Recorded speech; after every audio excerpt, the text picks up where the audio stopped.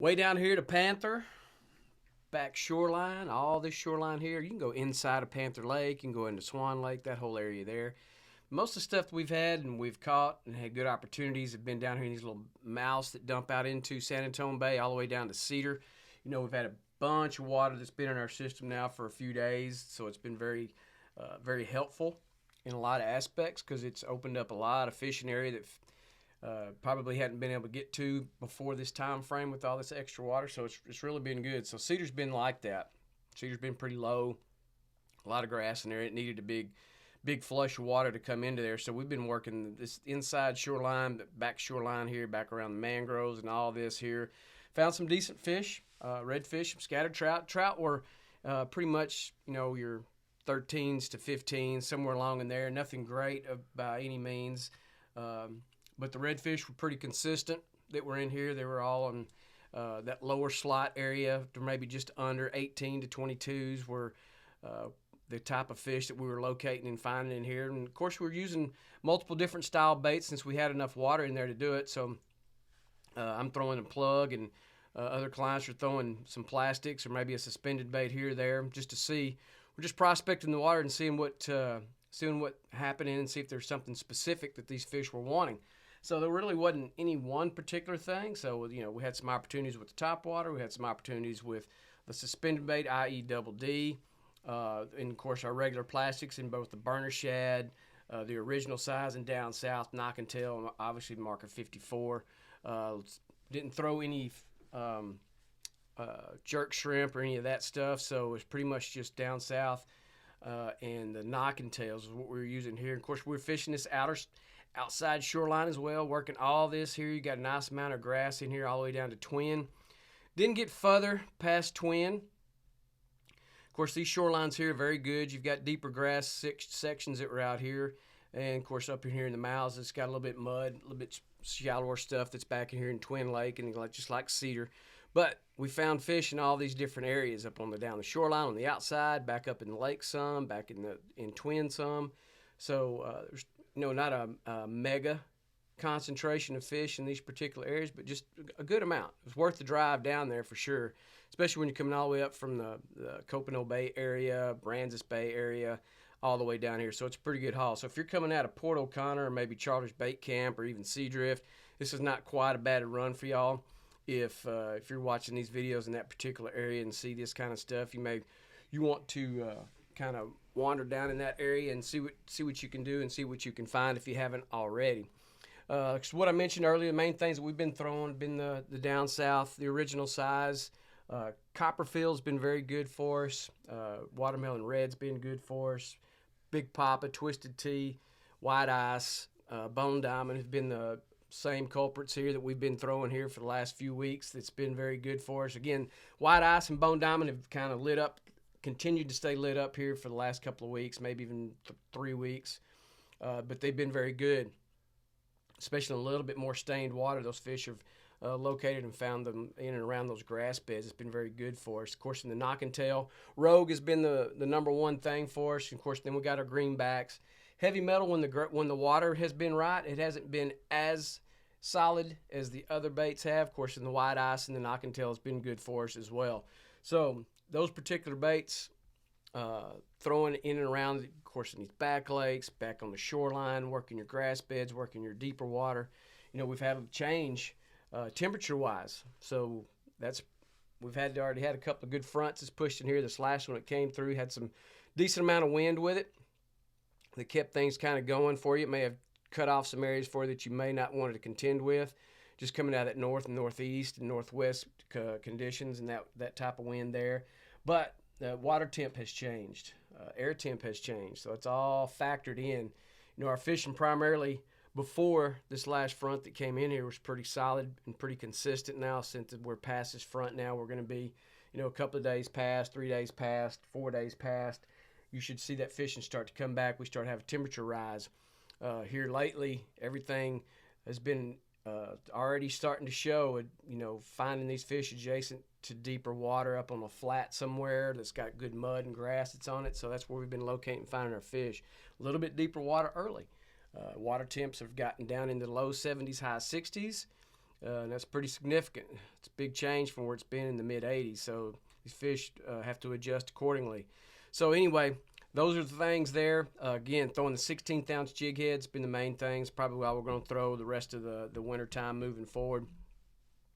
So as you continue to work in and around these areas, you just pay attention to what your weather's doing. We're going to get in that flux area where it's going to cool off for a few days, and then we'll have a warming trend that'll come in for another 4 or 5 days, and we'll have another front that'll come in. So it's going to constantly be switching and changing. So make sure you have lots of areas that you really can be able to fish and put yourself in to be productive in those fishing areas. Down here in Spalding, one of my favorite areas, especially as we start getting into the cooler months. You know, we're starting getting into late October here now that we've had a pretty decent couple little fronts that's come through that's changed temperature-wise water and air. Then we, of course, obviously getting into November, December, and January. This area down here really lights up because of the type of structure that's down there. You got mud, you've got scattered shell, you've got grass, you've got back lake mouths when you've got enough water that you can contend with that and deal with all these here. I love getting in these back lakes, working these guts, these drains, getting back in the lakes themselves and just wading those. No, they're not super big by any means, but there's enough in there for a fish to hold, so you can really work that area wading these real thorough, and you can find some fish maybe that you wouldn't have otherwise.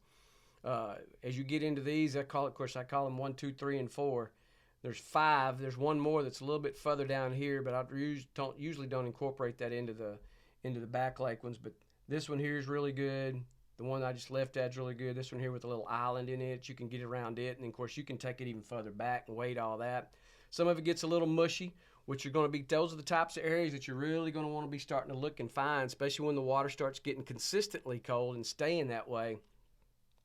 Muddy and grass areas adjacent to deeper water is going to be your ticket for throughout the wintertime. That's the things that you're really going to be wanting to look. So if you know areas outside of what I'm explaining to you here, then make sure you're fishing those areas during those time frames.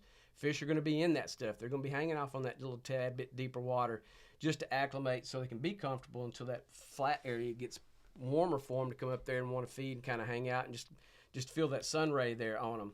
You know, we're fishing these deeper edges, the deeper guts. Again, same thing we've been throwing the down south and all the flavors that I'd mentioned earlier. The knock and tail, the same flavors there. You know, rogue. Or you can put a rogue on and you can pretty much, you don't have to put a different bait on if you don't want to. You can just throw that thing all day long and you're going to find and catch fish with it. So it's just a real good quality neutral bait. You know, whether you got some clear water conditions, whether you got some stained water conditions, or even just flat out dirty water conditions like we've had today in some areas with that north wind kicking, it kind of beat up some shorelines. But the one thing about the Rogue, it's got the right amount of flash and darkness to it, and of course it's also got the rattle chamber that's in that tail, so it really does well for you in these types of conditions. So always make sure that you got some of those, of course, in the down south as well. Again, I'm not a big chartreuse guy by any means, but there's times and places to use your chartreuse. So the burner shad with the chartreuse tails have been very good in this dirty water, or the Little Johns with a little bit of chartreuse on that. And then, of course, the original size, the down south, and all the different flavors we talked about earlier in the last video. So make sure that you have a full complement of those. Of course, now that we are past the new moon and the eclipse and all that good stuff there, you know, start to get on the back side of that. So we're going to start being in our transition phase again. The wild card days are coming up. With water conditions being what they are temperature-wise, you're just going to make sure that you have a lot of different things that you can throw at these fish and see if you can find what they're really kind of honing in on and what they're wanting to eat. Over here in Swan, backside of Copano, by the shrimp farm, all down here toward Port Bay, this area down in here right across from Rattlesnake Point. Great area, especially when our temperatures begin to change like this. Now, one thing you have to be aware of when you have these north winds that are cranking, of course, it's going to come right across the full part of Copano Bay and beat right into Swan Lake, so it can beat that up even behind the shoreline area. This there's got the little spoil islands that separate the backside of Swan and Copano Bay. So one thing that you always want to just make sure that you pay attention to what's going on with that. Of course, if you're coming all the way from the Copano Bay Bridge launch, that's a long haul, and you can take a pretty good beating there and cross Copano Bay. Of course, if you fished it very much, you know when it gets rough, it gets rough. You've got a little sand ramp that's over there off of 188. If you can get in and get out of that one, come into there from that, it's an easier path to get into it. So, yeah, you may have to go into the north wind just a hair. But once you get in there, you'll be okay. But the whole back shoreline out in the middle, again, we've had such high tides in here. We've been really kind of focusing on just the shoreline areas, haven't really got out in the middle of it or maybe on the back side of the little spoil islands and fished those. Throwing plugs, throwing double D, maybe a suspended bait like the soft dine. All three of those baits have been pretty good for us. They've done reasonably well, pretty consistent. Even in, of course, the new moon and everything. Those days leading up to the new moon have been very good for us in multiple different areas, but especially back in here, if you're going to work that back shoreline with the grass and everything, it sets up really good for you. You've got plenty of grass, plenty of mud, some scattered shell and stuff like that that's back in these particular areas like that. So just kind of be patient with it and work. You'll find redfish in there. We found an occasional black drum, pulled a flounder off one of the back side of them, which was just, nice surprise. Catching flounder is always great.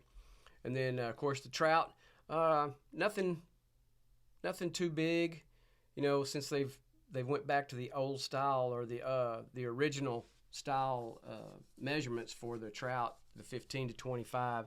So it's, put some more fish that's been into play for us. We've caught quite a few that are in that 14 to 15 and a half, thinking around that. Of course, we haven't kept but maybe one of those ever so often. If somebody wants to take one home for dinner or something, that's great. But most of our trout, we're cutting loose and letting them go, which will bode well for us. But moving forward, it can't do anything but be productive for us as far as our estuaries go. So always, if you don't need the fish, cut them loose. Just enjoy catching them and put them back. Redfish, again, have been scattered in here. Black drum been scattered in here. And of course, like I said earlier, the occasional flounder. The main thing that we've caught those on, outside of the three baits that I just mentioned in the suspension baits, of course, has been the down south burner shad, primarily back in here. Just working that burner across potholes, working across that hard packed sand, maybe the guts or the mouths that come in from those have been pretty good. We found fish laying up there in a little bit shallower water once that sun gets up. Like I say, we had the front that came in here a few days ago, so it's changed everything water temp wise. So we've had some cold mornings, water temps dropped, so make sure you make an adjustment. If you're going to fish during those time frames, your early mornings are going to have to be somewhere off a little bit deeper edge, or maybe some mud around that, and you got a nice muddy flat that's adjacent to it. So as that sun pops out and you got these big bluebird sky days, that you can get up there and get on those flats, and those fish will start cruising up there looking for something to eat or maybe just to get warm in and of itself.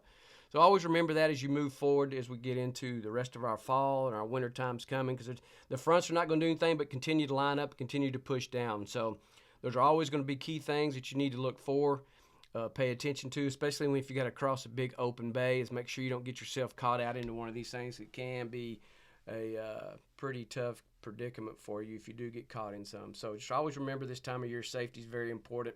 Make sure you have extras on your boat, whatever you need to do. And continue to work these areas, be patient with it, and you'll find and locate your fish.